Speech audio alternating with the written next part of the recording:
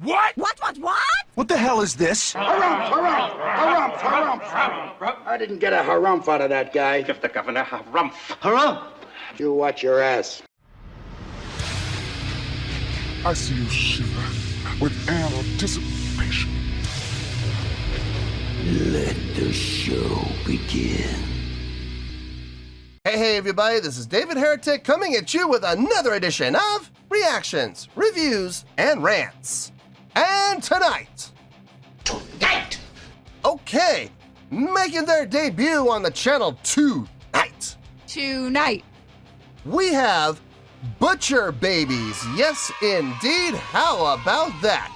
Butcher Babies making their debut on the channel. Before we go any further, for those of you who are feeling inclined to doing all the clicks and the likes and the bibbidi bop, do me a favor, before you do all that stuff, please watch the whole video first, okay? Give me a chance to actually earn those clicks and likes. Now, after the video's done, if you still feel like doing all those clicks and likes, then by all means, feel free to click away. This comes as a request from Randy Souther, and Randy wanted to see me react to this song by Butcher Babies called Red Thunder. Now, have I heard the song before? No, I have not. To the best of my knowledge, this does not resonate with me in any way, shape, or form. However, there's always a possibility I may have heard the song in passing and I just don't realize it.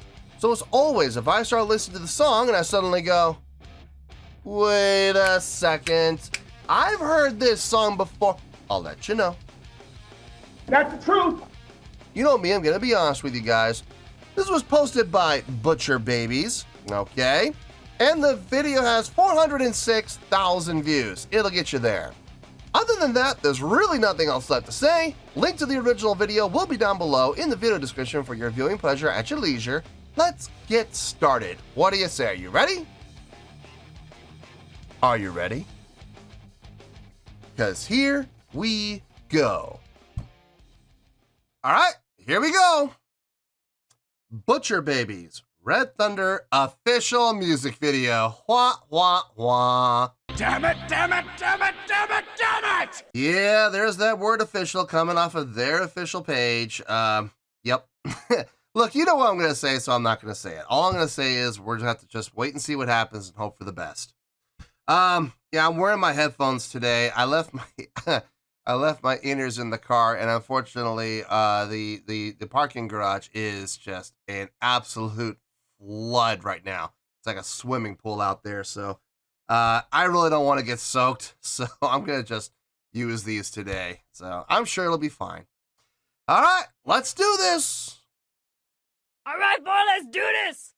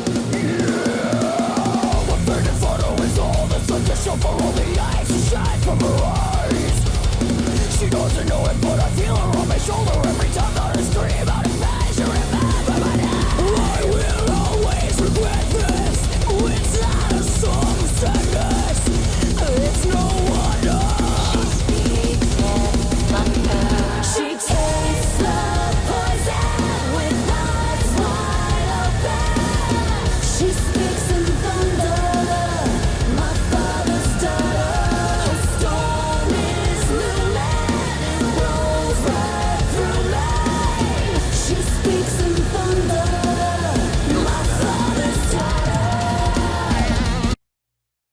think we might have a guitar solo. It sounded like we may have one starting, so let me back up a little bit.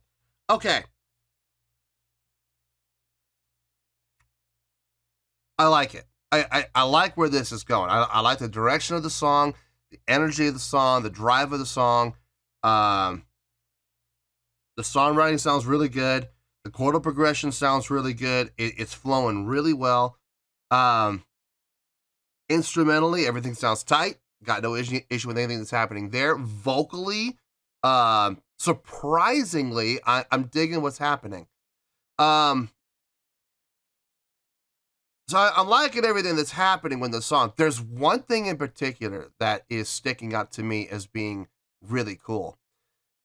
It comes down to the interpretation of feel versus actual time. So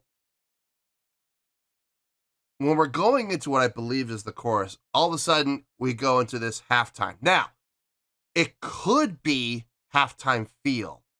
It could be, because if you listen to the snare, if you stay at the same tempo, 1, 2, 3, 4, 1, 2, 3, 4, 1, 2, 3, 4.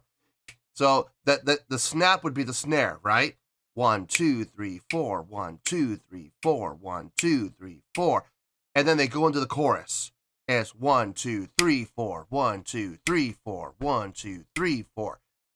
That is possible. Okay. It just keeping the same tempo, staying in the same tempo, and going to that halftime feel by just adjusting where the snare goes, adjusting the pattern in the drums to putting the snare on 3 and 3 alone.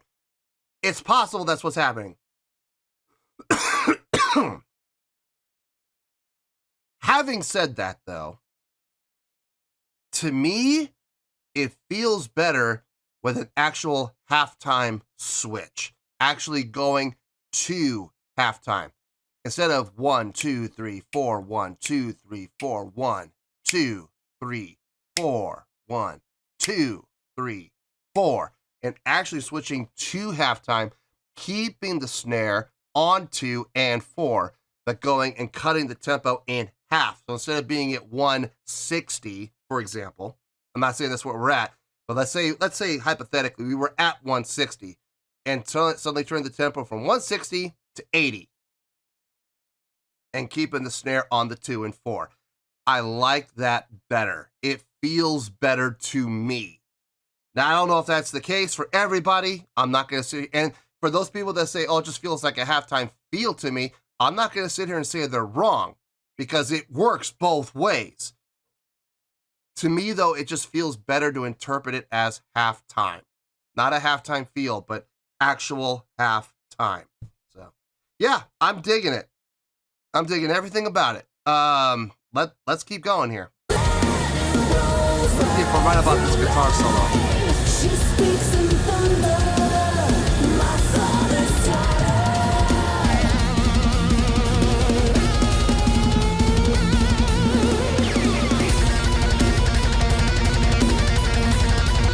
A lot of open strings.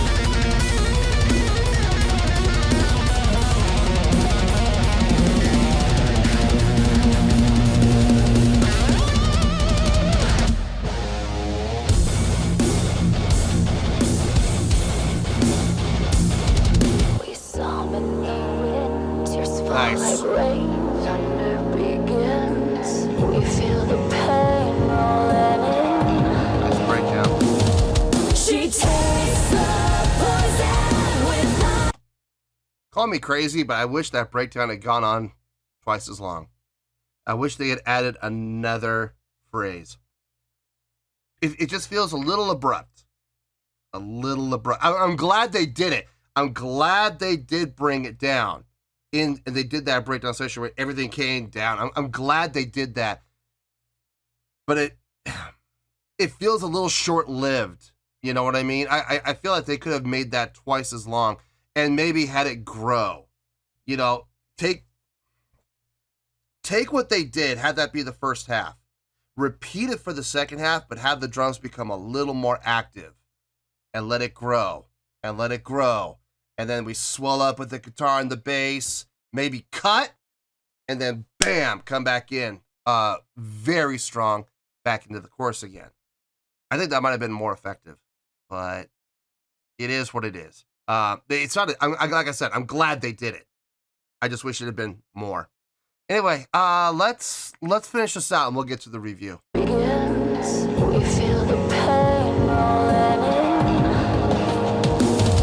She takes the poison with eyes wide open. She speaks in thunder, my father's daughter.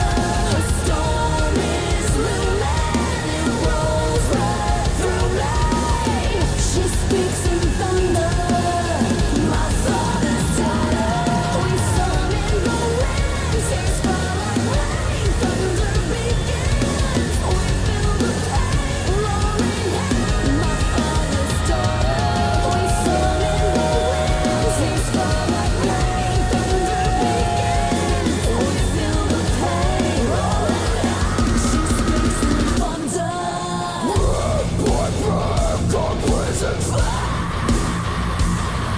I'm so sick inside these walls. Break, break, break, our present falls. It's no wonder she speaks in thunder.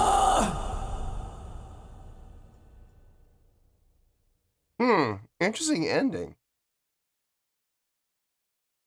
All the instrumentation tasted it out, and it was just vocals for those last two beats. With a lot of reverb on it, make it with a slow decay. Interesting. Okay. Well, I mean, it felt good all the way through. It did. I'm gonna think about this. See where it's gonna go as far as the rating goes. Let me get my thoughts together.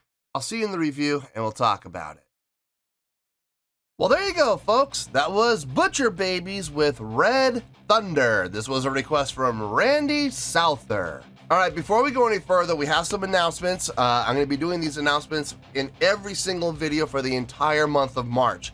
So that way, hopefully, everybody at some point on the channel will get their eyes on at least one of these videos for the month of March, and they'll see the announcements at least once, and that would be really nice. Hopefully, that will, get everybody informed. If you've already seen the announcements, if you've already watched one of these videos for the month of March and you've already seen the announcements, feel free to skip ahead about 5 minutes, and that'll get you right about to where you need to be. Okay, announcement number 1. We are going back to the old scoring system. That you guys spoke, you let me know that that's what you wanted. We had the poll, and 2/3 of the votes said, yes, go back to the old scoring system. And I got absolutely no problem doing that, guys. I really don't. I am perfectly fine going back to the old scoring system. I did say during the live stream that if we do go back to the old scoring system, there's going to have to be some changes.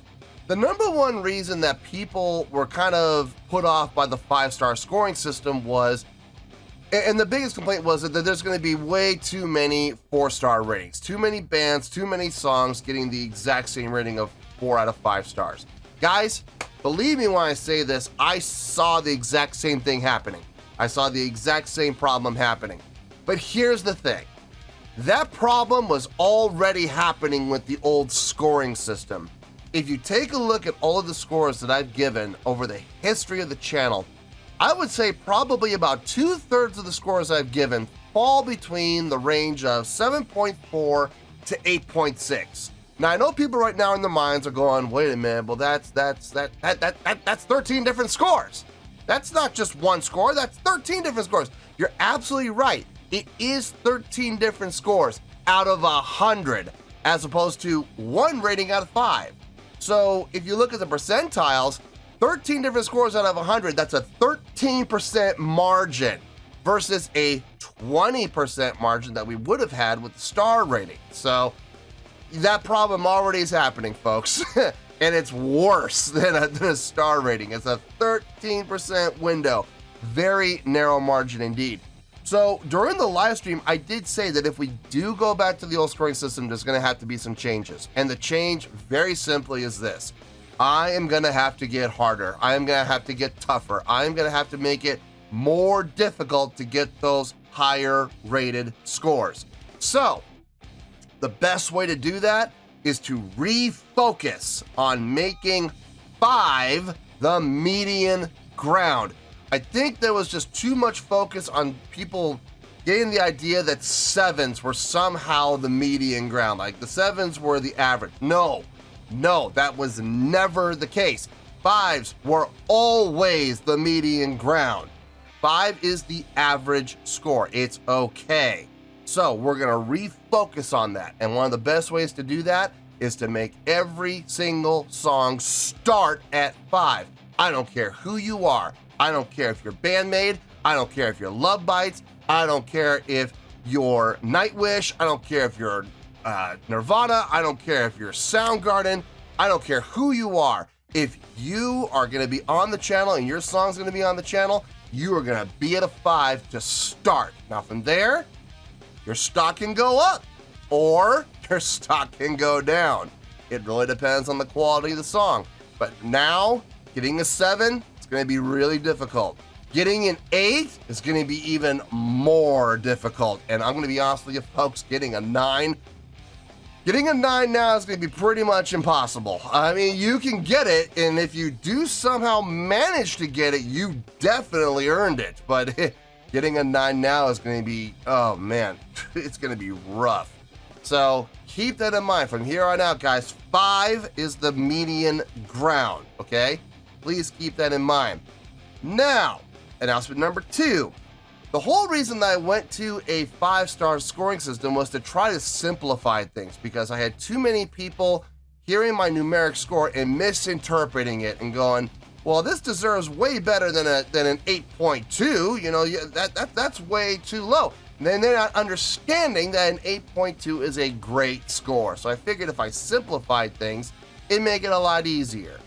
And during the live stream, people actually were saying, well, you know, why don't you give, you know, more than just one way of giving the same score? Why don't you give multiple ways to give the exact same score so more people can interpret what you're saying? Man, I don't know why I didn't think of that. It would have solved a lot of problems. It really would have. And for those of you that did attend the live stream, thank you guys for attending. And for those of you that did mention that and suggest that, again, a big thank you to you, because guys, despite the fact that I do try to pretend that I am all-knowing, I'm not all-knowing, guys. I'm not omnipotent. I'm a human being, and I can't see everything, you know? So I really appreciate you guys bringing that to my attention, because it really kind of put things into focus. So I am going to give 4 different ways of giving the exact same score. I'm going to be giving the old score numeric grade, the numeric score, you know, the X point X. I'm going to give that for sure. In addition to that, I am also going to give a scale grade. You're going to get your greats, really goods, okays, pretty goods, you know, not so good. You're going to have all of the ranges there of the grades, the scale grade. You're also going to have the 5-star score, the 5-star rating. You're going to have that too. I'm going to keep it. I think it's a very simple way to keep things for people who like to keep things simple. And on top of that all, I'm even going to give a letter grade for those people who just cannot seem to get their mindset out of grade school. So there you go. You're going to get the numeric score, a scale grade, a letter grade, and a star rating. Now, if you cannot take one of those 4 and internalize it and understand it and interpret it, well then folks, I'm sorry, I can't help you. I cannot help you. This is going to be a rough ride for you. My suggestion, in all honesty, you might want to think about going and finding another channel, because if you can't get one of those 4 guys, this is clearly not going to be the channel for you. So that's the announcements. Hopefully everybody has a chance to hear them and understand them. And now let's move on to the score, shall we? On a scale of 1 to 10, I'm gonna give that a 6.4. Yep, 6.4. I feel good about that score. Let me tell you why. Why? Okay, first things first, 6.4, what does that mean? Well, a 6.4 would translate to a scale grade of pretty good. It's a pretty good song. It would also translate to 3 out of 5 stars, and would also translate to a B- letter grade. So, you have a 6.4, pretty good grading scale, 3 out of 5 stars, and a B- letter grade.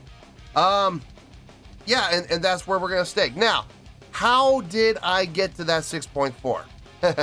So glad you asked. It is a pretty good song. It's a pretty good song. It's a song that I could definitely see myself listening to again. And I would have no problem doing it either. It's got a good amount of energy. It's got a good amount of drive. The songwriting made sense for the most part. The chordal progression. Okay, the chordal progression made perfect sense. I mean, everything that we did within the song, it didn't matter if we were in the verses, the choruses, the main riff. It didn't matter where we were. The chordal progression flowed like a river. It made absolute perfect sense. I got no problem with that whatsoever. Impressive? No. There's a bunch of songs that follow a very similar chordal progression. So I'm not going to sit here and go, it's mind-blowing, because lots of other bands have done it. And there's nothing wrong with that. Listen, you find a formula that works for you, you're going to use it, right? So why not? The only thing I had a little bit of a gripe with was the breakdown section. Now, I want to be very clear. I am glad they did one. I am really glad they did one, because the song needed it. And they put it in the perfect spot. Coming out of the guitar solo. Best place to put it. Especially with the type of solo that was being played. A lot of open note. A lot of open string playing. So what I mean by that is staying on one string. Like, we'll use the B string, for example, because that's what he was using. The open B string, and then hammering on and pulling off on the octave. You know, so 1, 8, 1, 1, 1, 8, 1, 1, 1, 8, 1, 1, 7, 8, 1, 7, 8, 1, 8, 1, 7, 8, back to the 1 again. A lot of hammer on and pull offs off the one string. But very fast, a very rapid pace. And then I heard some great sweep picking, some great movement around, some great arpeggios. Yeah, I got no problem with anything that was happening within the guitar solo. I thought the guitar solo sounded really nice. Coming out of that solo, really needing something to change up. And the perfect thing to do, honestly, break down, bring everything down. Perfect. Loved that. The only thing I didn't love about it was I personally think they should have done another stanza of it. Another 4 measures. Why not? I think it would have been, beneficial to make that twice as long. And a great way to come out of it would have been to take the first half and do exactly what they did. Take the second half, do exactly what they did, and bring the drums up a little bit more in the mix. And maybe change the pattern just ever so slightly to make it a little more active. And then have it from there build. And build.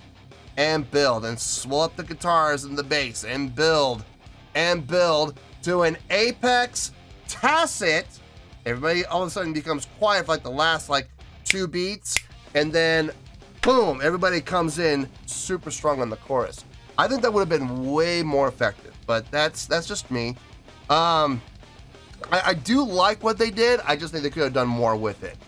As far as the instrumentation goes, the guitar, bass, and drums, I'm just gonna wrap them up all together. It sounded pretty good, man. It really did. It was tight. It was absolutely tight. The picking, the syncopation, the unison lines all sounded really nice. The subdivision work sounded tight. The accents sounded tight.